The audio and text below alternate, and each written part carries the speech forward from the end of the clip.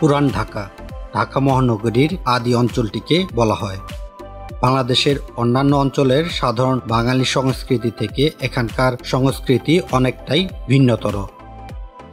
পুরান ঢাকা পূর্ব পশ্চিমে সূত্রাপুর মিল ব্যারাক থেকে হাজারীবাগ ট্যানারি মোড় পর্যন্ত এবং দক্ষিণে ঢাকা সদরঘাট থেকে নবাবপুর পর্যন্ত বিস্তৃত।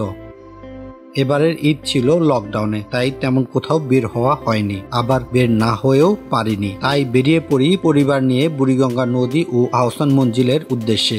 আর সেরকম ভাবনায় বেরিয়ে পড়া। যারা এখন আমার চ্যানেলটি সাবস্ক্রাইব করেননি তারা দ্রুত সাবস্ক্রাইব করে ফেলুন। আর চলুন ঘুরে আসি লেটস গো উইথ আব্দুল্লাহর সাথে। Let's go.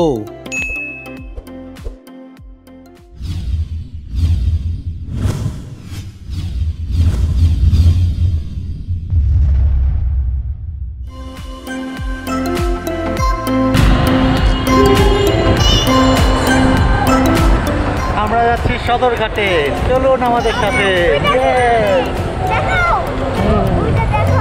আমরা আসার সময় এটা দিয়ে আসবো।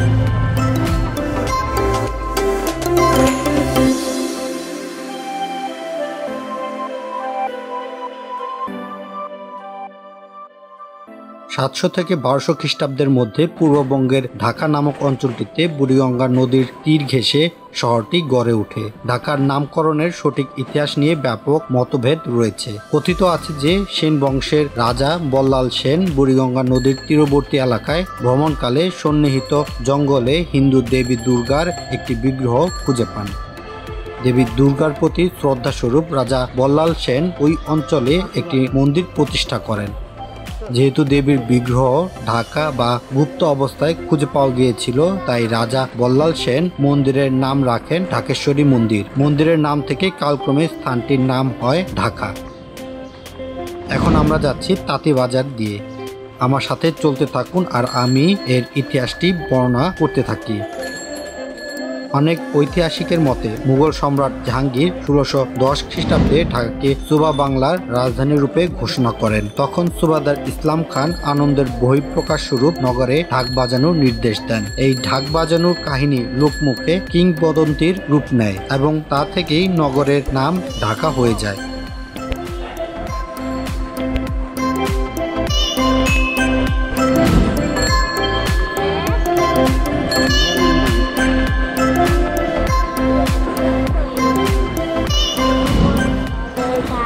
এদিকে তাকাও, ক্যামেরার দিকে তাকাও। আমরা এখন যাচ্ছি সদরঘাটের আহসান মঞ্জিলে। বুঝতে পেরেছ?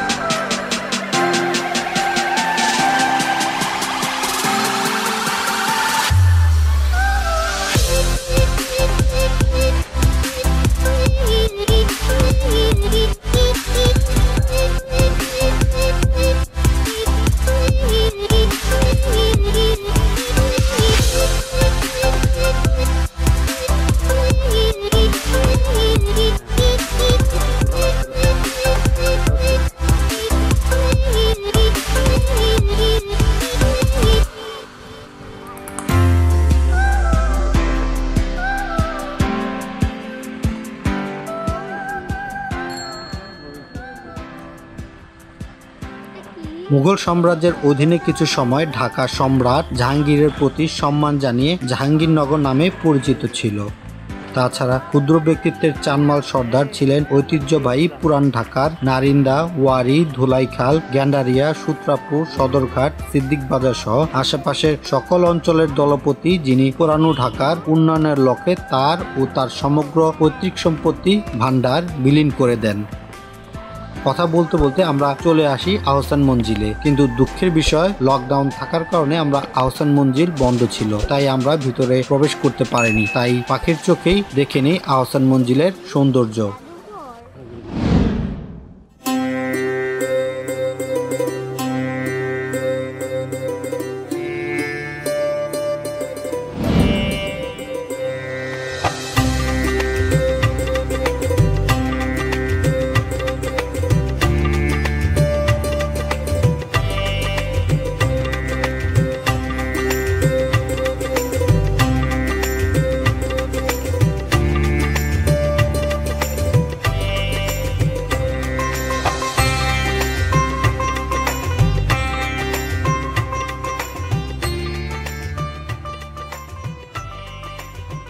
আহসান মঞ্জিল অষ্টাদশ শতাব্দীর মাঝামাঝি সময়ে জামালপুর পরগনার জমিদার শেখ এনায়েতুল্লাহ আহসান মঞ্জিলের বর্তমান স্থান রংমহল নামে একটি প্রমোদ ভবন তৈরি করেন। পরবর্তীতে তার পুত্র শেখ মতিউল্লাহ রংমহলটি ফরাসি বণিকদের কাছে বিক্রি করে দেন। এরপরে 1830-এ বেগম বাজারে বসবাসকারী নওয়াব আব্দুল গনির পিতা খাজা আলিমুল্লাহ এটি ক্রয় করে বসবাস শুরু করেন। এই বাসভবনকে কেন্দ্র করে Khwaja Abdul Ghani Martin and company নামক একটি ইউরোপীয় নির্মাণ ও প্রকৌশলী প্রতিষ্ঠানকে দিয়ে একটি মাস্টার প্ল্যান তৈরি করান, যার প্রধান ইমারত ছিল আহসান মঞ্জিল। 1859 সালে নওয়াব আব্দুল গনি প্রাসাদটি নির্মাণ শুরু করেন, যা 1872 সালে সমাপ্ত হয়। তিনি তার প্রিয় পুত্র খাজা আহসানুল্লাহর নামানুসারে এর নামকরণ করেন আহসান মঞ্জিল। ওই যুগে নবনির্মিত প্রাসাদ ভবনটি রংমহল ও পুরাতন ভবনটি অন্দরমহল নামে পরিচিত ছিল। এই প্রাসাদের ছাদের উপর সুন্দর একটি গম্বুজ আছে। এই সময় এই গম্বুজের চূড়াটি ছিল ঢাকা শহরের সর্বোচ্চ।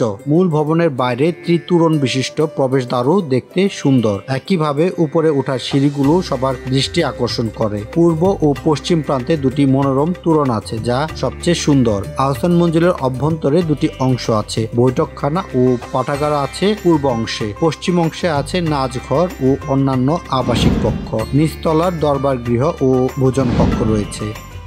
1 মিটার উঁচু বেদির উপর স্থাপিত দ্বিতল প্রাসাদ ভবনটির পরিমাপ 125.4 মিটার এবং 28.75 মিটার। নিচ তলায় মেঝে থেকে ছাদ পর্যন্ত উচ্চতা 5 মিটার ও দোতলায় 5.8 মিটার। প্রাসাদের উত্তর ও দক্ষিণ দিকে একতলার সমান উঁচু করে গাড়ি বারান্দা রয়েছে। দক্ষিণ দিকের গাড়ি বারান্দার উপর দিয়ে দোতলার বারান্দা থেকে একটি সুবৃহৎ খোলা সিঁড়ির সম্মুখের বাগান দিয়ে নদীর ধার পর্যন্ত নেমে গেছে। সিঁড়ির সামনে বাগানে একটি ফুয়ারা ছিল, যা বর্তমানে নেই। প্রাসাদের উভয় তলার উত্তর ও দক্ষিণ দিকে রয়েছে অর্ধবৃত্তাকার খিলান সহযোগ প্রশস্ত বারান্দা। বারান্দা ও কক্ষগুলোর মেঝে মার্বেল পাথরের শোভিত।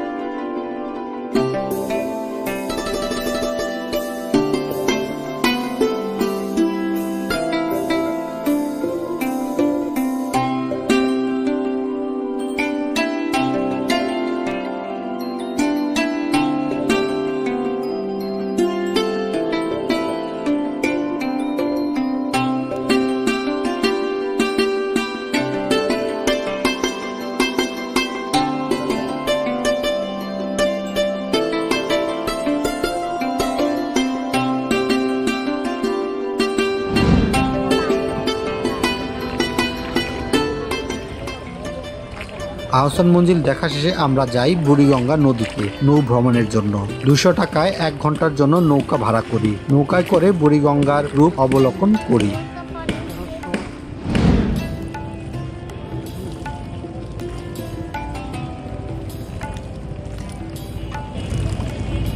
এইটা বলো কি নদী কও, কে বলতে পারবে? হ্যাঁ, এরা একটা আইসক্রিম খাওয়াবো। হ্যাঁ বলো, এটা কি নদী বলো? কালো নদী। তোমাকে 2টা আইসক্রিম দিব, ঠিক আছে? এখন আসল নাম বলো, এই নদীর নাম কি? বুড়িগঙ্গা। হ্যাঁ, বুড়িগঙ্গা। হ্যাঁ, আমরা এখন কোথায় আছি? বুড়িগঙ্গায় আছি। আচ্ছা, আবার নতুন করে বলো, আমরা কোথায় আছি? আব্বু আমরা কোথায় আছি? বুড়িগঙ্গা। আবার আবার আবার আবার আবার হবে, আবার হবে। আফসিন আম্মু, হ্যাঁ রাগ করেছে, আমার মেয়েটা রাগ করেছে। বলো তুমি কোথায় আছো এখন? আফসিন বলবে। হ্যাঁ, এখন আফসিন বলবে। রেডি, 1 2 3 বলো আফসিন, তুমি এখন কোথায় আছো? Buriganga. Yes, high five, high five, একটা হাই ফাইভ, একটা হাই ফাইভ। ইয়েস। বুড়িগঙ্গা নদী ঢাকা শহরের দক্ষিণ ও পশ্চিম দিক দিয়ে প্রবাহিত জোয়ার ভাটা প্রভাবিত একটি নদী। মুঘলরা এই নদীটির জোয়ার ভাটার রূপ দেখে বিস্মিত হয়ে পড়েছিল। নদীটির নামকরণ বুড়িগঙ্গা করার পিছনে একটি সনাতনী কাহিনী রয়েছে। প্রাচীনকালে গঙ্গা নদীর একটি প্রবাহ ধলেশ্বরীর মাধ্যমে বঙ্গোপসাগরে পতিত হতো। ধীরে ধীরে এই প্রবাহটি তার গতিপথ পরিবর্তন করার ফলে একসময় গঙ্গার সাথে তার যোগাযোগ সম্পূর্ণ বিচ্ছিন্ন হয়ে যায়। পরবর্তীতে এই বিচ্ছিন্ন প্রবাহটি বুড়িগঙ্গা নামে অবহিত হয়। সাভারের দক্ষিণে ধলেশ্বরী নদী থেকে বুড়িগঙ্গা নদীর উদ্ভব। নদীটির গড় গভীরতা ও প্রশস্ততা যথাক্রমে 10 মিটার ও 400 মিটার এবং মোট দৈর্ঘ্য 27 কিলোমিটার। ঢাকা শহরের কামরাঙ্গীর চরের কাছে তুরাগ নদী বুড়িগঙ্গা নদীর সঙ্গে মিলিত হয়েছে। প্রকৃতপক্ষে বুড়িগঙ্গার প্রধান প্রবাহটি তুরাগ নদী থেকেই আসে। বুড়িগঙ্গা মুন্সিগঞ্জের ধলেশ্বরীর সঙ্গে মিলিত হয়। ছাগলাকান্দির কাছে বুড়িগঙ্গার উজান অঞ্চল পলির ভরাটের মাধ্যমে বন্ধ হয়ে গিয়েছে এবং শুধুমাত্র বন্যার সময় প্রবাহ লাভ করে। বুড়িগঙ্গার ভাটি অঞ্চল সারা বছরই নাব্য থাকে। ধলেশ্বরী নদী গতি প্রকৃতির উপর নির্ভর করে ভাটি অঞ্চলে বুড়িগঙ্গা ধলেশ্বরী মিলনস্থল পরিবর্তন ঘটে। বর্তমানে এই মিলনস্থল ফতুল্লা থেকে 3.22 কিলোমিটার দক্ষিণ পশ্চিমে অবস্থিত। ঢাকা শহরের ভূপৃষ্ঠে অথবা ভূগর্ভের অতি স্বল্প গভীরতায় ক্ষয়রোধকারী মধুপুর কর্দম শিলা পাওয়া যায়। ফলে বুড়িগঙ্গা নদী গতিপ্রবাহ ঢাকা শহরে খুবই সুস্থিত। ঢাকা শহরের জন্য বুড়িগঙ্গা নদী অর্থনৈতিকভাবেও খুব গুরুত্বপূর্ণ। এই নদী দিয়ে লঞ্চ ও দেশি নৌকা চলাচল করতে পারে। তবে শুকনো মৌসুমে এই নদী দিয়ে বড় বড় স্টিমার চলাচল করতে একটু সমস্যা হয়। এই নদীর উপর দিয়ে 1889 সালে বাংলাদেশ চীন মৈত্রী সেতু নামে একটি সড়ক সেতু নির্মিত হয়। বুড়িগঙ্গা নদীতে বেড়ানো শেষে আমরা রওনা দিই আমাদের পরবর্তী গন্তব্যের উদ্দেশ্যে। রিক্সাটি করি 20 টাকা ভাড়ায় জনসন রোড যাব বলে। যেতে যেতে সদরঘাট টার্মিনাল ডানে রেখে এগিয়ে চলছি। কিছু দূর পর বাংলা বাজার পার হয়ে ভিক্টোরিয়া পার্ক পার হয়ে প্রায় কাছাকাছি চলে এসেছি আমাদের গন্তব্যের কাছে। আজ যে জায়গাটিতে যাচ্ছি তা খুবই চমৎকার এবং ইতিহাস রয়েছে প্রায় 100 বর্ষের মতো, যার বয়স 99 বছর। এটি 1922 সালে যাত্রা শুরু করে এবং এখন 2021 সাল পর্যন্ত তারা এগিয়ে চলছে দৃপ্ত পদক্ষেপে। ভাবা যায় সেটা আর কেউ নয়, সেটা হচ্ছে বিউটির লাচ্ছি ও ফালুদা, যা আমরা বিউটির শরবত নামে চিনি। আমরা চলে এসেছি বিউটির লাচ্ছি ও ফালুদা রেস্টুরেন্টে, যারা প্রায় 100 বর্ষের কাছাকাছি খুব সাফল্যের সাথে এগিয়ে চলছে এবং একটি আইকন হিসেবে প্রতিষ্ঠিত হয়েছে। আমরা চলে এসেছি বিউটির লাচ্ছি ও ফালুদা রেস্টুরেন্টে। এখানে মূলত যা পাওয়া যায় তা হচ্ছে লেবুর শরবত, লাচ্ছি ও ফালুদা। এর অবস্থান হচ্ছে পুরান ঢাকার জনসন রোডে। এর আগে পড়বে ইংলিশ রোড ও পরে পড়বে জর্জ কোর্ট। ঠিক এর মাঝামাঝিতে বিউটির লাচ্ছি অবস্থিত। এই রেস্টুরেন্টের ওয়ালে এর মেনুটি দেওয়া আছে, আপনারা সেখান থেকে দেখে নিতে পারেন। লেবুর শরবত 20 টাকা, লেবুর শরবত চিনি ছাড়া 20 টাকা, ফালুদা 60 টাকা, স্পেশাল ফালুদা 80 টাকা, স্পেশাল লাচ্ছি 40 টাকা, স্পেশাল লাচ্ছি চিনি ছাড়া 40 টাকা। আমরা অর্ডার করছি লেবুর শরবত, স্পেশাল ফালুদা, স্পেশাল লাচ্ছি।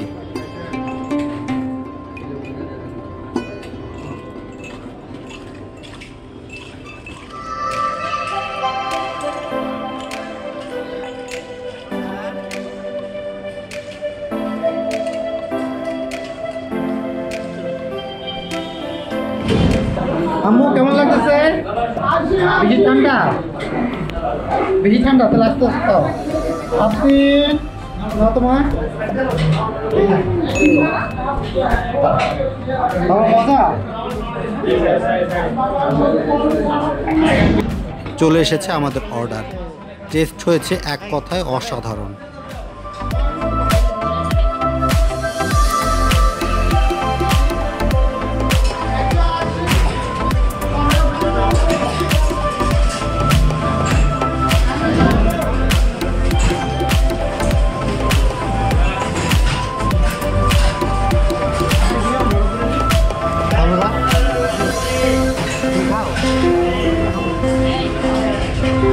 আব্বু কেমন ভালো দা? হ্যাঁ সবত না মজা না? Camera ready? ক্যামেরা রেডি ওটা একটা ওটা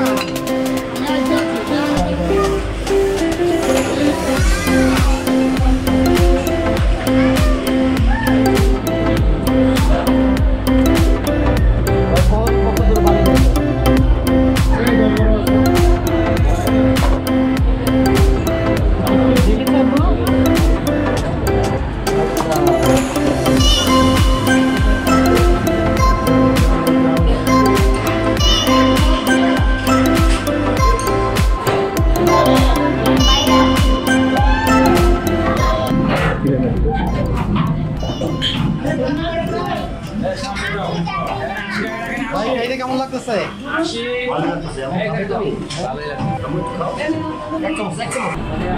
আমাদের খাওয়া দাওয়া শেষে আমি যাই বাসার সবার জন্য ফুচকা কিনতে।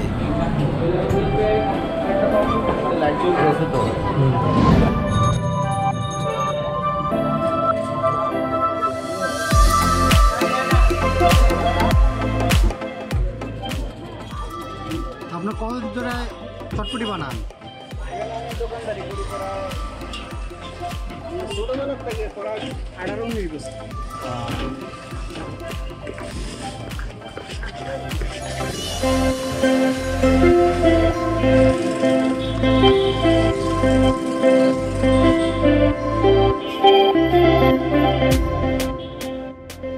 তো দেখতে থাকুন ফুচকা তৈরি, আর আমি এখানে বিদায় নিচ্ছি।